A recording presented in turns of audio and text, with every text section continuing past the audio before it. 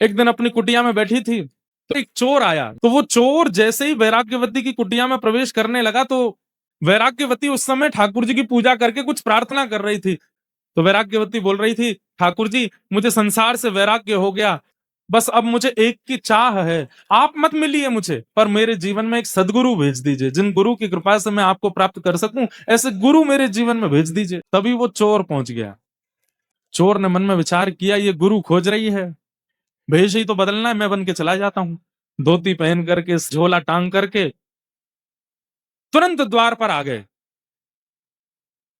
और द्वार पर आकर के उस वैराग्यवती से कहने लगे, जल मिलेगा, हम बड़े प्यासे हैं, सीताराम जल मिलेगा। वैराग्यवती ने देखा, तुरंत जल लेकर के आई, और जल ला करके जैसे प्रस्तुत करने लगी, तो वो बोला, अरे अरे सुनो, लेकिन मेरा एक नियम है, क्या? मैं केवल शिष्यों के हाथ से ही जल पीता हूँ, और तुम्हारे हाथ से पानी पीना है, प्यास तो बहुत लगी, लेकिन बिना शिष्य बनाए कैसे पीऊं? वैराग्यवती बोली, आप प्यासे रहेंगे, ये मुझे स्वीकार नहीं, और मैं तो अभी ठाकुर जी से कह ही रही थी कि मुझे गुरु दे दीजिए, और उसी समय आपका आना हुआ है, तो निश्चित है कि आपको ठाकुर जी ने ही भेजा होगा मेरे गुरु रूप में आने के लिए। आप एक काम कीजिए, मुझे दीक्षा दे दीजिए। हाँ, ये काम बढ़िया रहेगा, बैठो।